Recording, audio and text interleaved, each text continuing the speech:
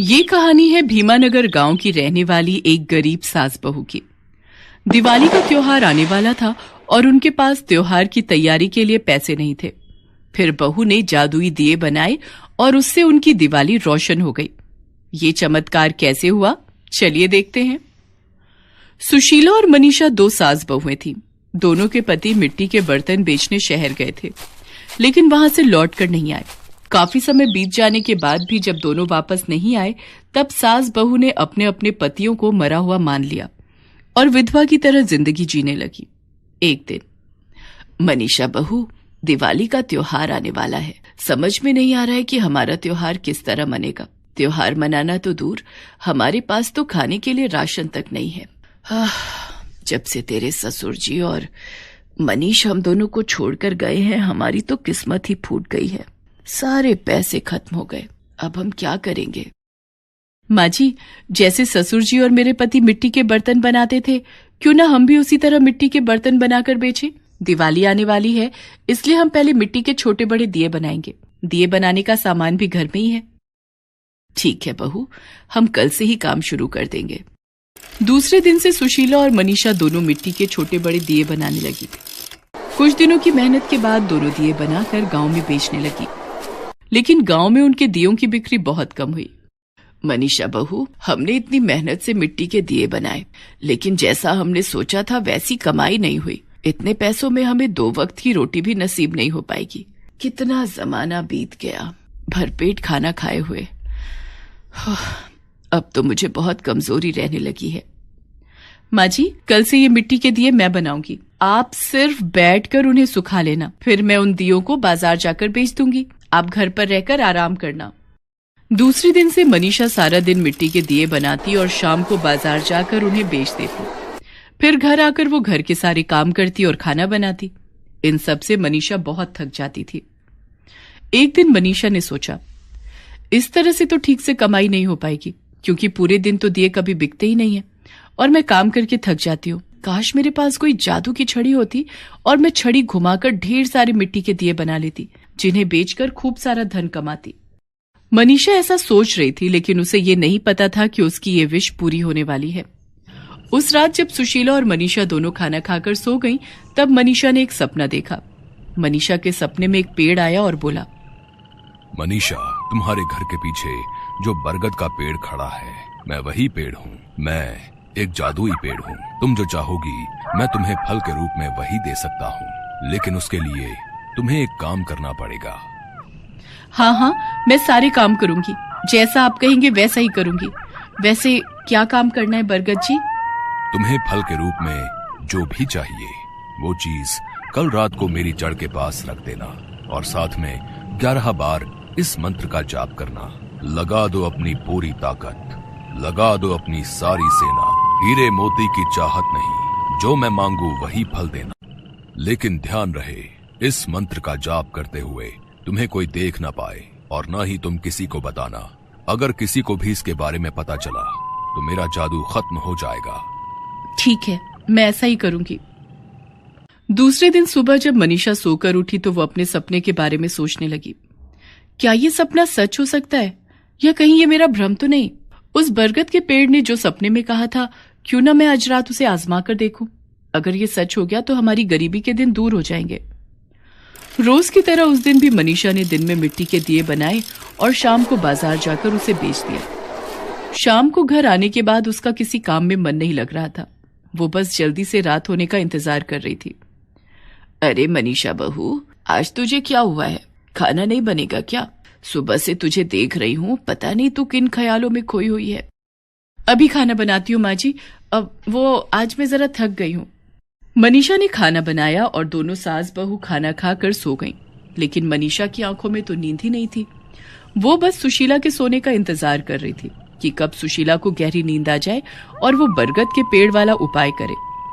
रात को जब सुशीला गहरी नींद में सो गई, तब मनीषा ने एक मिट्टी का दीपक लिया और अपने घर के पीछे खड़े उस बरगद के पेड़ के पास गई। मनीषा ने उस मिट्टी के दिए को बरगद के पेड़ की जड़ पर रख दिया और 11 बार इस मंत्र को बोलने लगी। लगा दो अपनी पूरी ताकत, लगा दो अपनी सारी सेना। हीरे मोती की चाहत नहीं, जो मैं मांगू वही फल देना। हे बरगद के पेड़, मुझे फल के रूप में मिट्टी के दिए ही देना। ऐसा करके मनीषा झोपड़ी में आकर सो गई। सुबह अपनी सास सुशीला के जागने से पहले मनीषा जाग गई और भागकर बरगद के पेड़ के पास गई। और वहां मनीषा ने जो देखा उसे अपनी आंखों पर विश्वास ही नहीं हो रहा था। मनीषा ने बार बार अपनी आंखों को मसल कर देखा, लेकिन हर बार उसे वही दिखाई दिया जो उसे सपने में बरगद के पेड़ ने कहा था। पेड़ की टहनियों में फल की जगह मिट्टी के रंग बिरंगे, चमकदार और सुंदर सुंदर दिए लगे हुए थे। मनीषा ने जल्दी जल्दी उन दियों को पेड़ से तोड़कर एक टोकरी में रख लिया। अरे, ये टोकरी तो भर गई, लेकिन पेड़ में अभी और फल लगे हुए हैं। उन फलों को दूसरी टोकरी में रख लेती हूँ, वरना किसी की नजर पड़ गई तो बहुत गड़बड़ हो जाएगी। और मनीषा 2 टोकरी भरकर दिए का फल तोड़कर ले आई। सुबह जब सुशीला की आंख खुली तो उसने टोकरी भर भर के सुंदर दियों को देखा। अरे मनीषा बहू, ये 2 टोकरी दिए कहाँ से आए? और ये तो बहुत सुंदर हैं, अलग अलग रंगों में हैं, चमक भी रहे हैं। क्या ये दिए तू कहीं से खरीद कर लाई है? ये दिए हमारे तो नहीं लग रहे। अरे सासू माँ, रात में जब आप सो गई थी ना, तब मैंने ये दिए बनाए हैं। ये दिए खूब महंगे दामों में बिकेंगे, इन्हें मैं आज बेचने के लिए ले जाऊंगी। अच्छा, तो तुझे लगता है कि गांव में कोई इतने महंगे दिए खरीदेगा? कह तो आप ठीक रही हैं सासू माँ, तो मैं इन्हें कहाँ बेचूं? इन दियों को शहर ले जा, वहां तुझे इन दियों के अच्छे खरीदार मिल जाएंगे और शहर में पैसे भी ज्यादा मिलेंगे। ठीक है सासू माँ। मनीषा उनमें से एक टोकरी उठाकर शहर ले जाती है और उन दियों को बेचने लगती है। शहर में उन दियों की अच्छी बिक्री होने लगी और मनीषा को पैसे भी अच्छे मिलने लगे। अरे इतने खूबसूरत दिए मॉल से सस्ते भी मिल रहे हैं, क्यों ना इस दिए वाली से ही दिए खरीद लूं। मनीषा के दिए इतने खूबसूरत और आकर्षक थे कि एक एक करके ग्राहक उसके पास आने लगे और देखते ही देखते मनीषा के सारे दिए बिक गए और मनीषा ने खूब पैसे कमाए। अब मनीषा रोज रात का इंतजार करती और सुशीला के सोने के बाद पेड़ के सामने जाकर वही मंत्र 11 बार बोलती और पेड़ से दिए का फल देने की प्रार्थना करती और रोज सुबह पेड़ से दिए तोड़कर उन्हें शहर में बेच देती। मनीषा रोज उन पैसों को अपनी सास सुशीला को दे देती, लेकिन मनीषा की सास सुशीला को यह बात हजम नहीं हो रही थी। एक दिन, ये मनीषा रोज रात में जागकर दिए बनाती है और फिर भी सुबह इतनी तरोताजा रहती है। कहीं ये दिए इसे कोई और तो नहीं दे रहा है। आज रात मैं जागूंगी और देखूंगी कि मनीषा ये दिए कहां से लाती है। रात हो जाती है। उस रात सुशीला जागी रही और सोने का नाटक करती रही। रात में जब मनीषा पेड़ के पास जाकर मंत्र बोल रही थी तो सुशीला ने छिपकर सब देख लिया। अच्छा, तो ये माजरा है। ये पेड़ दिए का फल कैसे देता है मैं भी देखूंगी और अब सुबह तक जागूंगी। मनीषा तो सो जाती है, लेकिन सुशीला को नींद नहीं आई और जब सुबह मनीषा पेड़ से दिए का फल तोड़ने लगी तो ये देखकर सुशीला की आंखें फटी की फटी रह गई।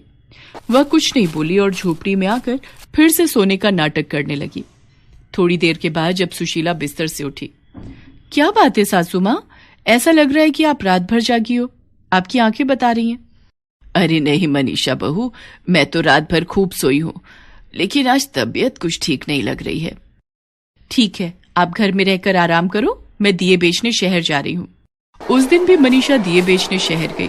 वो रोज की तरह गलियों में घूम घूम कर अपने दिए बेच रही थी। तभी उसे एक छोटे से घर से किसी के कराहने की आवाज आई। बचाओ बचाओ। मनीषा ने देखा वहां आसपास कोई भी नहीं था। मनीषा उस घर का ताला तोड़कर अंदर गई तो उसने देखा उसके पति और ससुर अंदर जमीन पर बैठे थे। उनके हाथ पैर रस्सी से बंधे थे।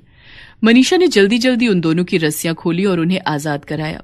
पतिदेव, ससुर जी, आप दोनों यहाँ कैसे आए? हमने आप दोनों का बहुत इंतजार किया। जब आप दोनों वापस नहीं आए तो मैंने और सासू माँ ने आप दोनों को मरा हुआ मान लिया और तब से एक विधवा की जिंदगी गुजार रहे हैं। मनीषा, हमारे पास अभी बात करने का वक्त नहीं है, यहाँ से जल्दी निकलो, हम गांव चलकर तुम्हें सब बताएंगे। मनीषा अपने ससुर और पति को लेकर गांव आ गई। सासू माँ देखिए, आज मैं पैसों के साथ और कुछ भी लाई हूँ। सुशीला ने जब अपने बेटे और पति को जिंदा देखा तो फूली नहीं समाई और उन्हें गले से लगा लिया। माँ, हम दोनों को शहर में एक सेठ ने बंधक बना लिया था। वो हमसे अपनी फैक्ट्री के सारे काम करवाता और फिर बाकी समय में हमारे हाथ पैर बांध कर रखता ताकि हम भाग ना पाए। उस दिन मनीषा और सुशीला के लिए बहुत खुशी का दिन था। सबने मिलकर खाना खाया और सो गए।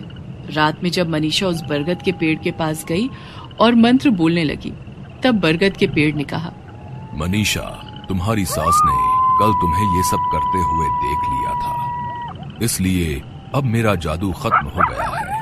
अब मैं तुम्हें दिए का फल कभी नहीं दे सकूंगा, लेकिन तुम चिंता मत करो। अब तुम्हारे पति और ससुर आ गए हैं, तुम लोग अपने लिए खुद दिए बनाओ।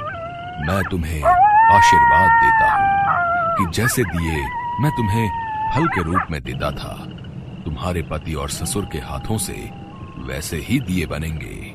ये सब सुनकर मनीषा पेड़ का धन्यवाद करती है और झोपड़ी में आ जाती है।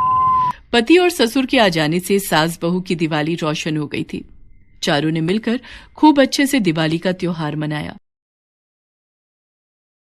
रमेश और मालती एक दूसरे से बहुत प्यार करते हैं। वो दोनों पति पत्नी हैं।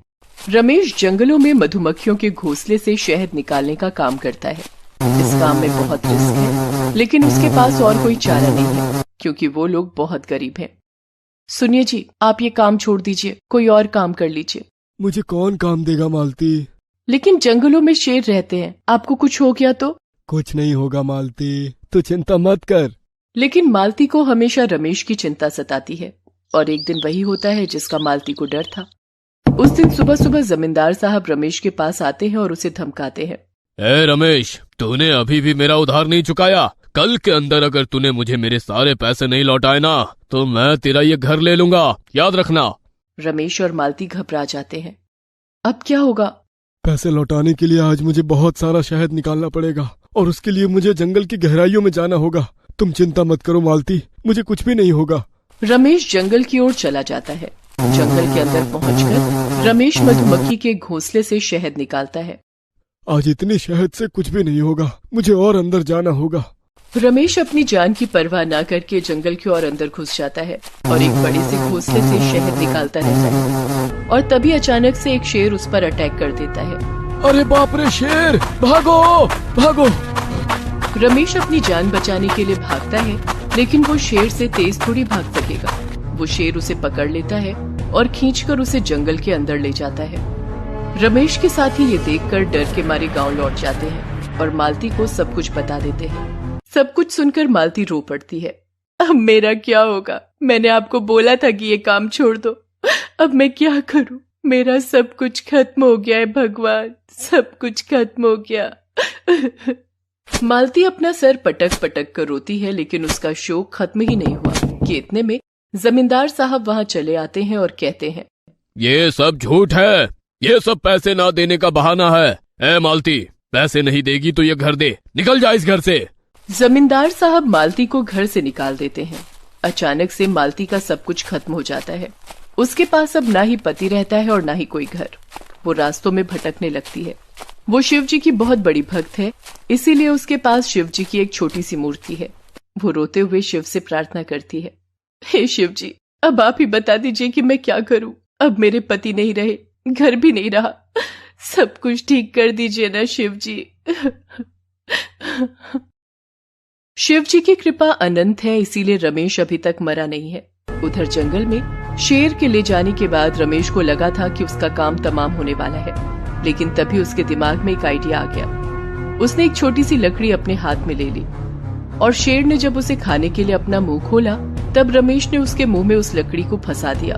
ये ले, अब देख कैसा लगता है। वो शेर अपने मुंह से लकड़ी को निकाल नहीं पाया और वो भाग गया, लेकिन रमेश के शरीर में बहुत सारी खरोंचें आ गई थी और उन खरोंचों के लगने के कारण उसके शरीर में दर्द शुरू हो गया। वो बेहोश होकर वहां गिर गया। इधर मालती को ये सब कहाँ पता है।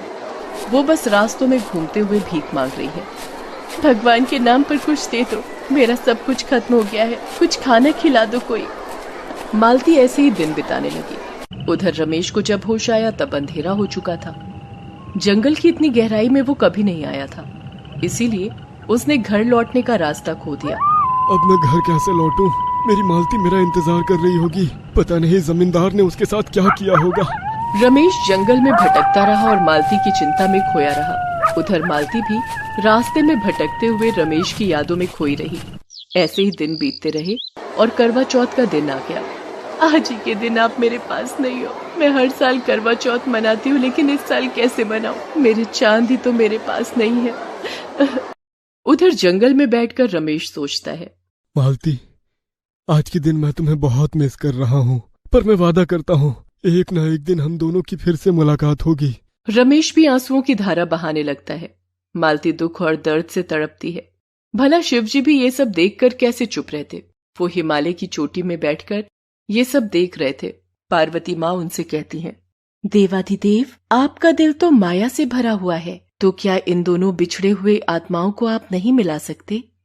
मिला सकता हूँ पार्वती, लेकिन अभी नहीं। इन दोनों को बहुत सारे परीक्षाओं से गुजरना होगा। लेकिन आज करवा चौथ है। आज के दिन मालती करवा चौथ मनाए बिना कैसे रह पाएगी? ठीक है, मैं एक व्यवस्था करता हूँ। ये कहकर शिवजी ने एक पुजारी का रूप ले लिया और वो मालती के पास पहुंच गए। बेटी, तू क्यों रो रही है? मैं जानता हूँ। मैं बस तुझे इतना बता सकता हूँ कि तेरा पति अभी जिंदा है। तू करवा चौथ मना सकती है। तू तेरे पति को चांद मानती है ना? तो केवल चांद को देखकर तू अपना व्रत तोड़ सकती है। मेरे पति जिंदा है? धन्यवाद पुजारी जी, मैं मेरे पति के लिए करवा चौथ मनाऊंगी। लेकिन मेरा हर एक दिन व्रत के बराबर है, क्योंकि मेरे पास खाने के लिए कुछ भी नहीं है। ठीक है बेटी, ये ले, ये फल ले ले। व्रत तोड़ने के बाद यही खा लेना। मालती बहुत खुश हो गई। उसके दिल को तसल्ली मिली। वो अभी एक उम्मीद में जी सकती है। शाम को चांद निकलने के बाद वो छन्नी से चांद देखती है और उसके बाद पानी पीकर व्रत तोड़ती है और उसके बाद फल खा लेती है। उसके शरीर और मन में एक शक्ति सी आ जाती है। मुझे पूरी उम्मीद है कि मैं उनसे जरूर मिलूंगी, जरूर। उधर रमेश भी जंगल में शेर और भेड़ियों से लड़कर जिंदा रहने की पूरी कोशिश करता रहता है। मुझे जिंदा रहना है, मुझे मालती से मिलना है। रमेश जंगल से बाहर निकलने का रास्ता ढूंढता रहता है और इसी तरह समय बीतने लगता है। करीब करीब 30 साल बीत जाते हैं। रमेश और मालती बूढ़े हो जाते हैं। रमेश अभी भी जंगल से बाहर निकलने की कोशिश कर रहा है और उधर मालती भीख मांगते हुए रास्तों में भटक रही है। उसके पास अभी भी शिवजी की मूर्ति है। मालती की तबीयत बहुत खराब है। 2 दिन से वो बहुत खांस रही है। लगता है मेरे पास और ज्यादा समय नहीं बचा है। इस साल का करवा चौथ ही मेरा आखिरी करवा चौथ होगा। मालती खांसती रहती है और उसके मुंह से खून निकलने लगता है। आसपास के लोग मालती से दूर भागने लगते हैं। ए बुढ़िया, इधर नहीं सो सकती तू। पता नहीं कौन कौन सी बीमारी है तुझे। जा भाग यहाँ से। वो आदमी एक डंडा लेकर मालती को मारने आता है। जान बचाने के लिए मालती भाग जाती है और एक जगह पर बेहोश होकर गिर जाती है। वहीं पर एक एनजीओ का आदमी मौजूद था। अरे बाप रे, इनकी हालत तो बहुत ही ज्यादा खराब है। इन्हें आज ही अस्पताल लेके जाना होगा। वो आदमी मालती को अस्पताल ले जाता है और वहां मालती थोड़ा बेहतर फील करती है। डॉक्टर साहब कहते हैं, देखिए, उन्हें अभी के अभी किसी अच्छी जगह पर लेकर जाना होगा। ठीक है डॉक्टर साहब, मैं कल ही उन्हें हमारे एनजीओ में लेकर जाऊंगा। मैं अभी ट्रेन की 2 टिकट कटा लाता हूँ। नहीं, मैं कल नहीं जा सकती। कल करवा चौथ है। करवा चौथ ट्रेन में मना लेना दीदी। शिवजी जब ये देखते हैं कि मालती को अपनी जान से ज्यादा करवा चौथ और अपने पति प्यारे हैं, तब वो पूरी तरह से प्रसन्न हो जाते हैं। वो अगले दिन जंगल में एक बैल को भेजते हैं और वो बैल रमेश को भगाता है। अरे बाप रे, भागो भागो। रमेश अपनी जान बचाने के लिए भागता है और भागते भागते उसे जंगल से बाहर जाने का रास्ता मिल जाता है। जंगल से बाहर जाकर उसे सामने एक ट्रेन स्टेशन पर दिखाई देती है और तभी वहां एक ट्रेन आकर रुकती है। रमेश बिना कुछ सोचे समझे उस ट्रेन में चढ़ जाता है। भाग्य का खेल देखो, मालती भी उसी ट्रेन में है। ट्रेन स्टेशन छोड़कर चल देती है। बाल बाल बच गया, नहीं तो उस बैल ने तो मुझे मार ही डाला था। लेकिन उसी की वजह से मुझे इतने दिनों बाद जंगल से बाहर आने का रास्ता मिल गया। लेकिन तभी टीटी आता है और रमेश को पकड़ लेता है। अपना टिकट दिखाओ। टिकट तो नहीं है मेरे पास साहब। तो तुम्हें जेल जाना होगा, चलो। टीटी रमेश को पकड़ लेता है। रमेश चिल्लाने लगता है, छोड़ दीजिए, मैं इतने दिनों से जंगल में था। मुझे अपनी मालती के पास जाना है। मालती उसी बोगी में बैठी थी। रमेश की आवाज उसके कान में पहुंचती है और वो चौंक जाती है। अरे, ये तो उनकी आवाज है। मालती तभी दौड़ते हुए वहां जाती है और रमेश को देखकर उसकी आंखों में खुशियों के आंसू आ जाते हैं। आप? मालती, तुम? दूसरे को गले लगा लेते हैं। कितने दिनों के बाद हम लोग एक हुए हैं मालती। आप मुझे मिल गए, और वो भी करवा चौथ के दिन। मुझे और कुछ नहीं चाहिए। मैंने आपके लिए व्रत रखा है। इतने में शाम हो जाती है और बाहर चांद निकलता है। मालिनी छन्नी से चांद को देखती है और इतने दिनों के बाद छन्नी से रमेश को देखती है, और उसके बाद रमेश अपने हाथों से मालती को पानी पिला देता है। ये सब देखकर लोगों के होश उड़ जाते हैं। सच में आप दोनों का प्यार सलामत रहे। उन दोनों को एनजीओ ले जाया जाता है और दोनों का अच्छी तरह से ख्याल रखा जाता है। अपने विश्वास और प्यार की ताकत की वजह से वो दोनों अभी तक जिंदा हैं और एक दूसरे से मिल पाए हैं। इसके बाद वो दोनों खुशी खुशी कई सालों तक एक दूसरे के साथ रहते हैं।